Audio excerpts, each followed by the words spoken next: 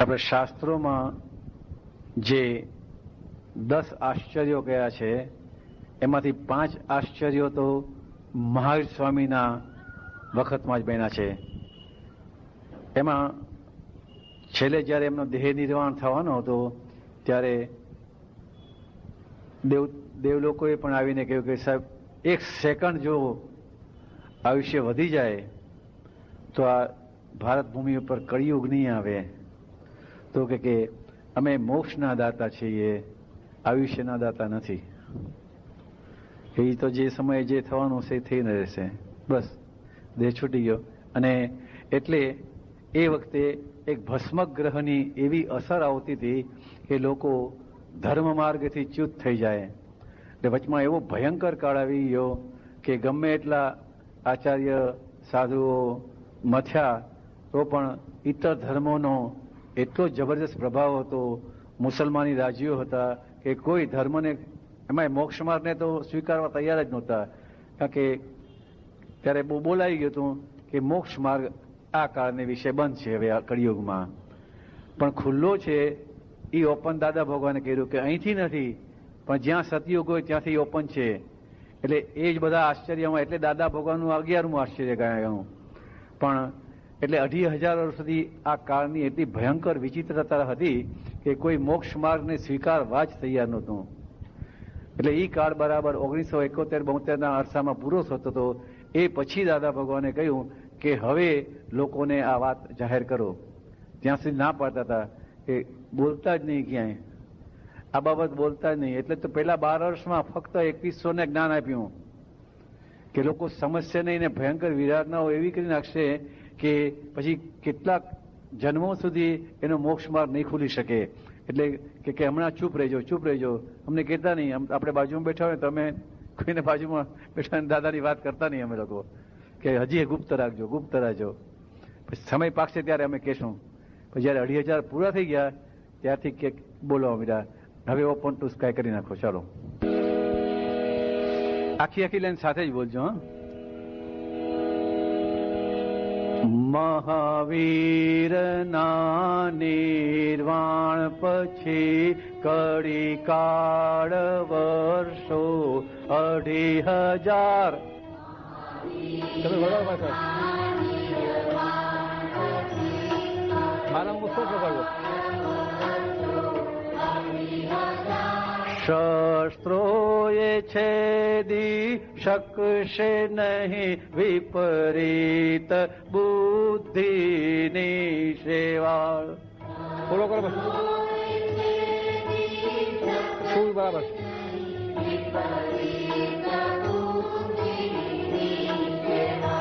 શસ્ત્રોએ છેદી શકશે નહીં વિપરીત બુદ્ધિની સેવા. નહીં છેલ્લે નહીં.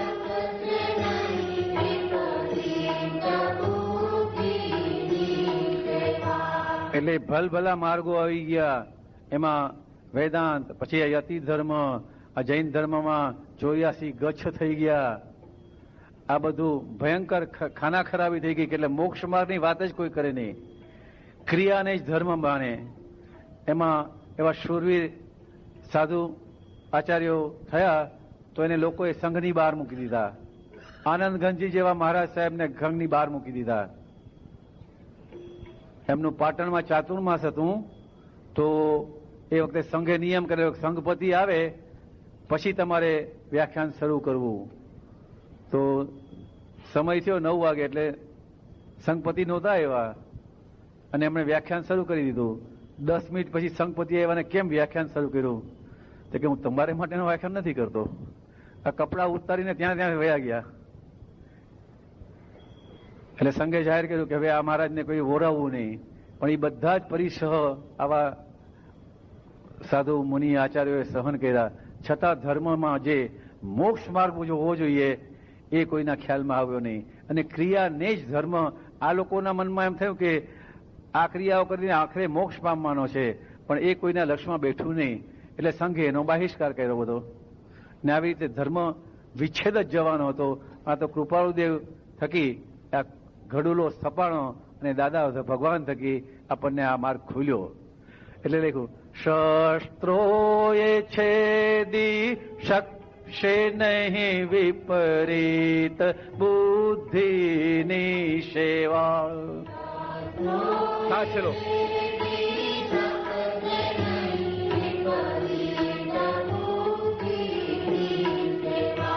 દેખાયું શ્રી મહાવીરને તેથી જ સિદ્ધિ સમેટી લઈ.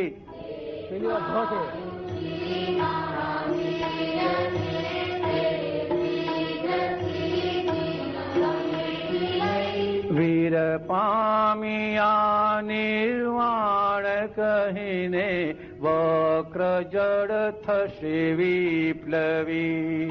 સાંભળો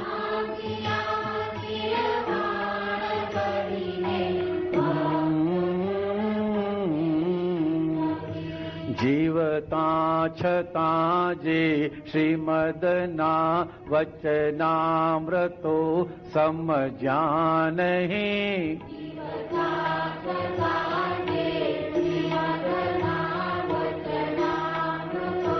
સમજ્યા નહીં સંતંત્રના ટુકડા કરીએ સંસારમાં છે વિઘ્ન અહીં.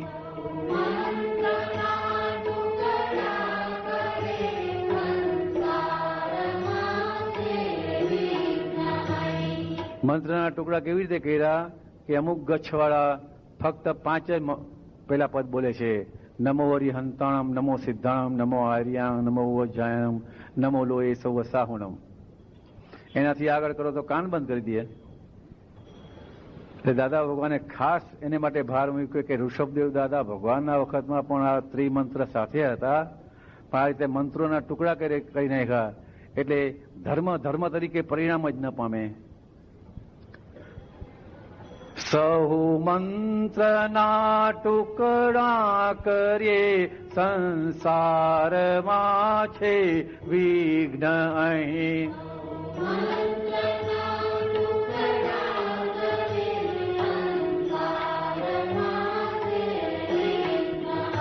વેદાંત ને જૈનોની પક્ષા પક્ષી ચાલી અનાદિથી.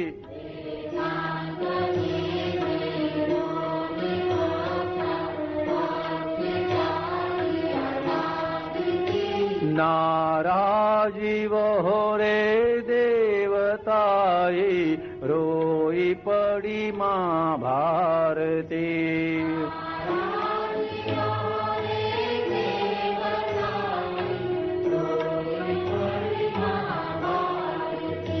જે પુણ્ય ભૂમિ પર ચહે અવતાર સમ્યગ દેવતા.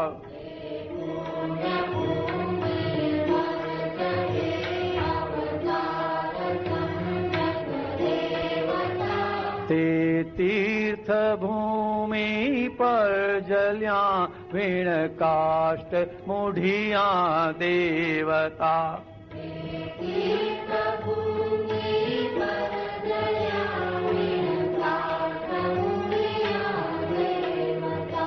છે સાંપ્રદાયિક જ્ઞાતિવાળા કોમ મઝહબ પર ધરમ.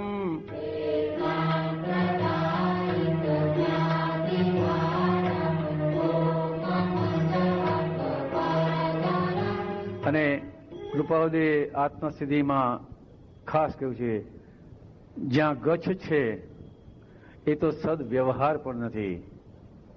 ત્યાં 84 ગચ્છ થઈ ગયા એટલે એ સદવ્યવહારમાં પણ ન જાય. એ વાત તો ગચ્છ પડી ગયો ત્યાં. આ મારો ગચ્છ ને આ તારો ગચ્છ, મેરો પંથ ને તેરો પંથ, સ્થાનકવાસી દેરાવાસી, આ બધું ત્યાં આત્મા નથી. ત્યાં એ ક્રિયાને જ આત્મા માનીને વર્તી રહ્યા છે.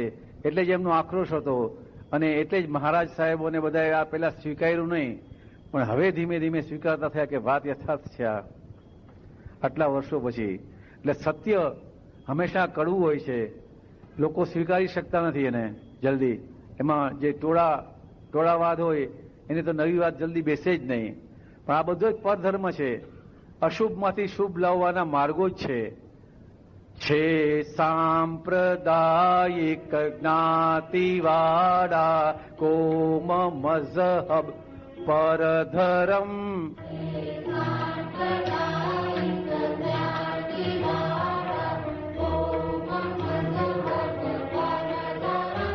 આ દેહ આખો છે પરાધીન શોધ આત્મા સ્વધરમ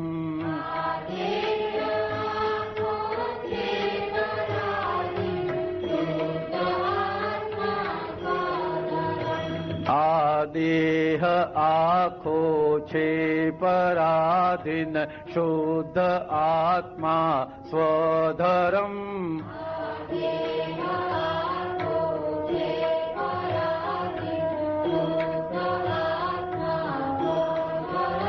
છે સાંપ્રદાયિક જ્ઞાતિવાળા કોમ મઝહબ પરધરમ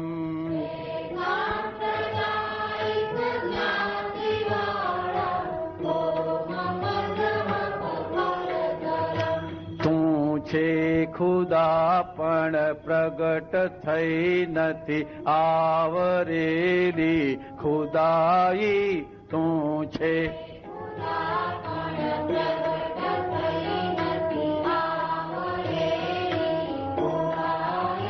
મહાભારતે હું છું શુદ્ધાત્મા યોગેશ્વરી તે ગીતાઈ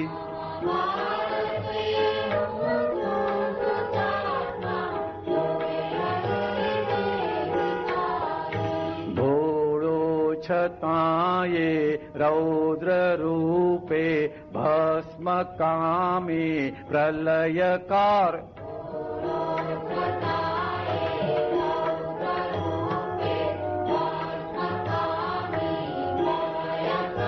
શંભુ ત્રિલોચન નીલકંઠને જ્ઞાત દ્રષ્ટા શક્તિધાર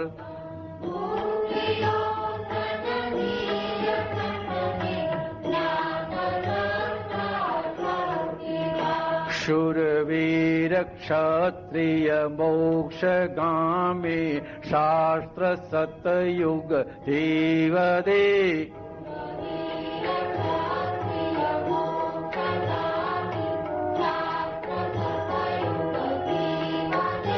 महापद्म तीर्थंकर थशे श्रेणी कथाणंग ते कथे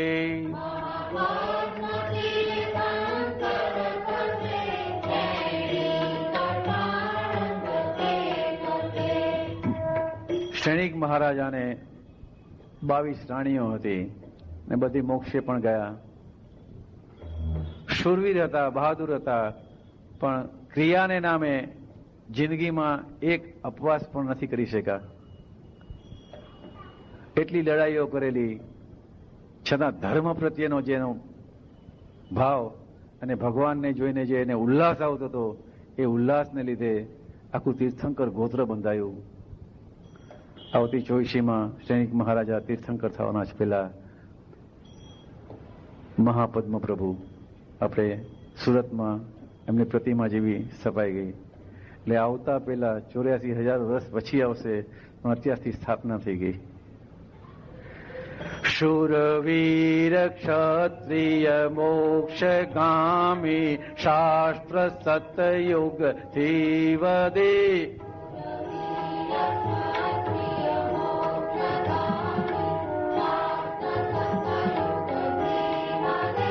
महापद्म तीर्थंकर थशे श्रेणी कथाणंग ते कथे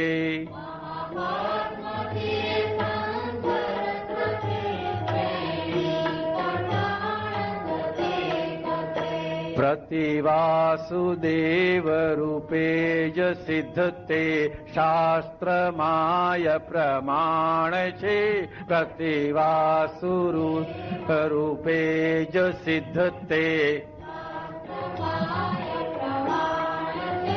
લંકાધિપતિ મૂળ મોક્ષ માર્ગે આ સ્વરોદય જ્ઞાન છે.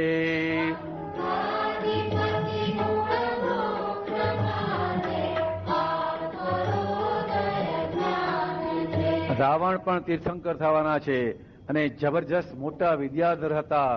નવગ્રહો એની નિકટમાં રહેતા હતા. ફક્ત એક જ પ્રસંગથી એમને આટલો ટાઈમ થઈ ગયો. બાકી નહીતર એ પણ તીર્થંકર પણ થવાના છે, આવતી જોશીમાં થવાના છે.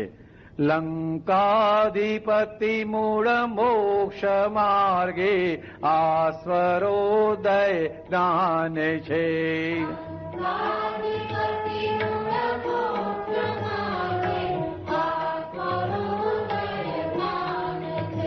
રે રે મૂર્ખ અંધ ભારતીયો પૂતળા તે કોના પાડિયા.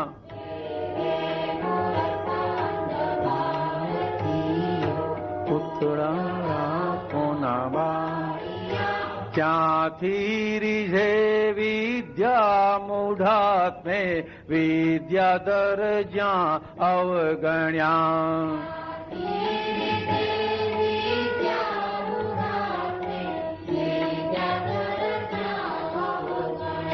છે શાસ્ત્રમાં વર્ણન ફક્ત વૃત્તિ અને બાહ્યાંતરી.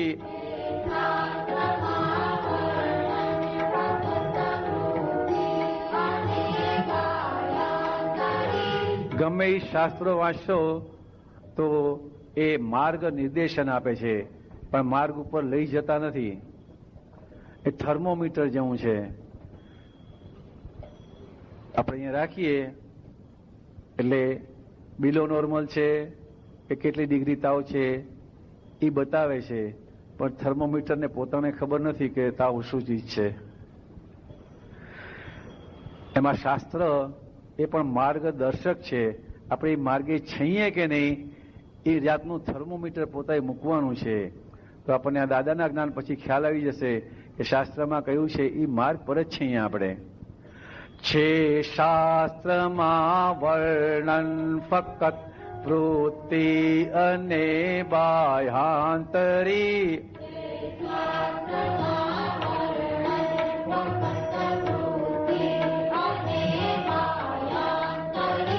તે મોક્ષ માર્ગ સત્પુરુષના અંસ્કરણ આશયમય. સત્પુરુષના અંતઃકરણ આશયમહી. તે પામવા પુરુષાર્થી શ્રીમદ રાજચંદ્ર પરાક્રમ્યા.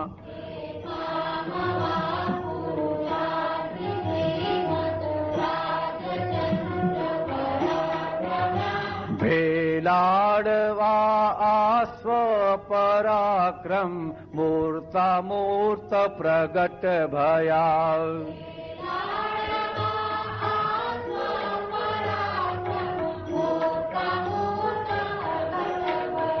કે આ મૂળ જે મોક્ષનો માર્ગ છે એ શ્રીમદ રાજચંદ્રીએ કુંભ સ્થાપ્યો અને કહ્યું કે હજી સત્પુરુષને ખોળજો અને એના થકી મોક્ષ ન મળે તો કહેજો. એટલે કે જે ભવિષ્યવાણીએ ભાખી ગયા હતા એ જાતે આ દાદા ભગવાન.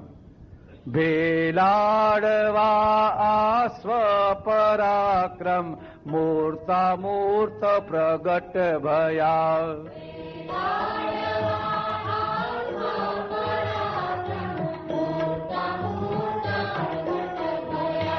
જ્યાં રાગ દ્વેષ યા પાપ પુણ્ય સુટેવ કુટેવો નથી.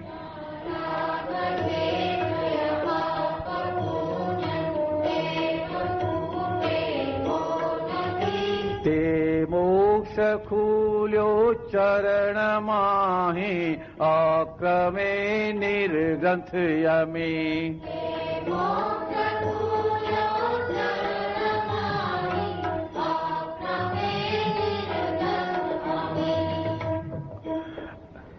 રાગ દ્વેષ એ ગુરુ લઘુ સ્વભાવના છે. હું અગુરુ લઘુ સ્વભાવ વાળો શુદ્ધ આત્મા છું. પાપાચાર એ ભ્રાંતિ છે. પુણ્યાચાર એ ભ્રાંતિ છે. પાપ પુણ્યથી સર્વથા મુક્ત એવો હું શુદ્ધ આત્મા છું. સૂટેવો એ ભ્રાંતિ છે. કૂટેવો એ ભ્રાંતિ છે. સૂટેવો કૂટેવોથી તદ્દન ભિન્ન એવો હું શુદ્ધ આત્મા છું. જ્યાં રાગ દ્વેષ યા પાપ પુણ્ય સૂટેવ કૂટેવો નથી.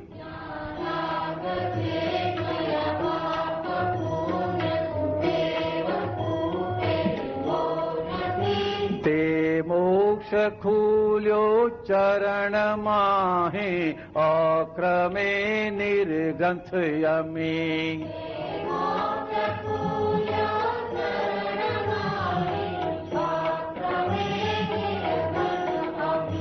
જ્યાં શોક હરખે ત્યાગ ગ્રહણે એક પણ દ્વંદ્વ જ નથી.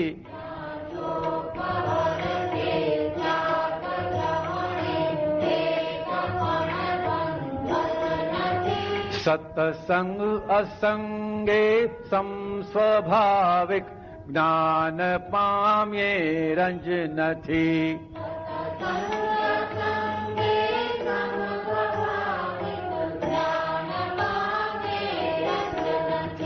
તે મોક્ષદાતા દુષ્મ કાળે અક્રમિક પરમાત્મા.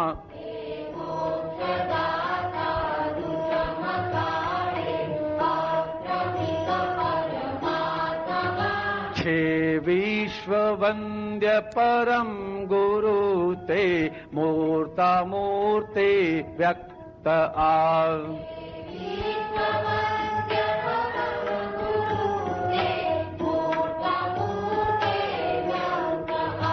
નિશ્ચય કથી જે ભાવના નિષ્ફળ કદીએ ગઈ નથી.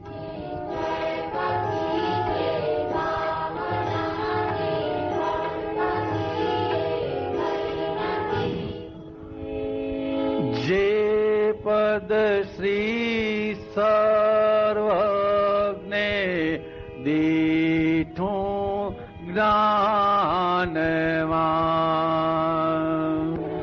અપૂર્વ અવસર એવો ક્યારે આવશે.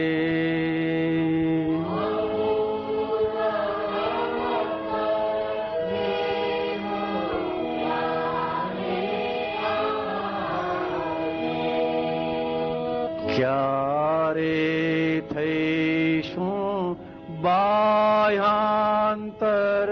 નિર્ગ્રંથ જો.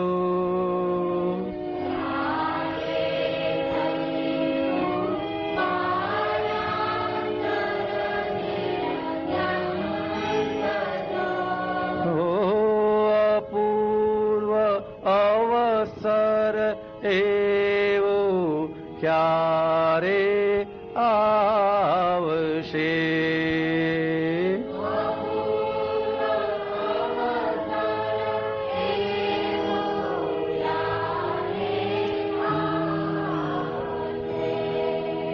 કૃપાળુ દેવે 150 વર્ષ પહેલા આ ભાવના કરી હતી કે આવો અપૂર્વ અવસર ક્યારે આવશે. એ 14 કડીમાં 14 ગુંઠાણાની વાત છે આખી, કે આવો અવસર મને ક્યારે આવશે. આ નિશ્ચય ભાવના જે કરી હતી એ દાદા ભગવાન રૂપે સાકાર થઈ ગઈ. નિશ્ચય निश्चय कथीजे भावना निष्फળ कदीए गई नथी।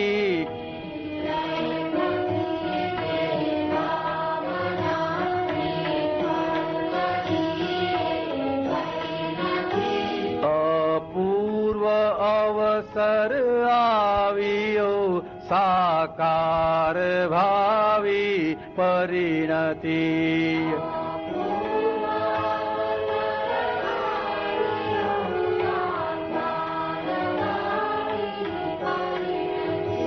જે બીજ ચંદર પામિયા ચારે હૃદય સૌભાગીએ।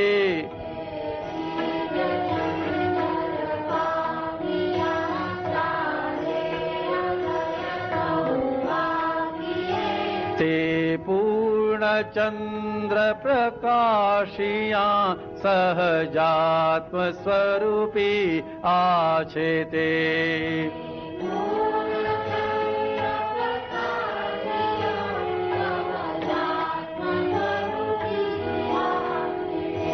સઘળું લખાયું છે છતાં નવનીત તે કંઈ કર્યું નથી।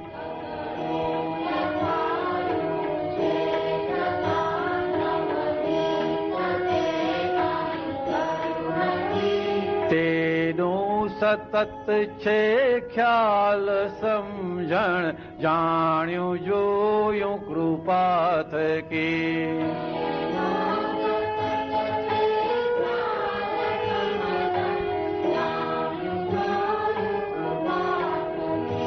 સ્વાધ્યાય પરમાર્થે રચાઈ સ્વપદ આત્મ ભાવના।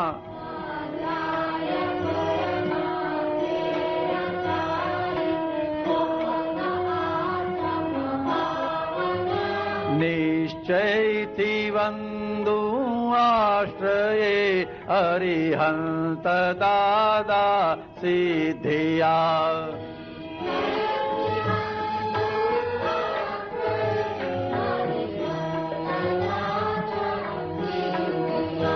નિશ્ચયથી વંદુ આશ્રયે અરિહંત દાદા સિદ્ધિયા।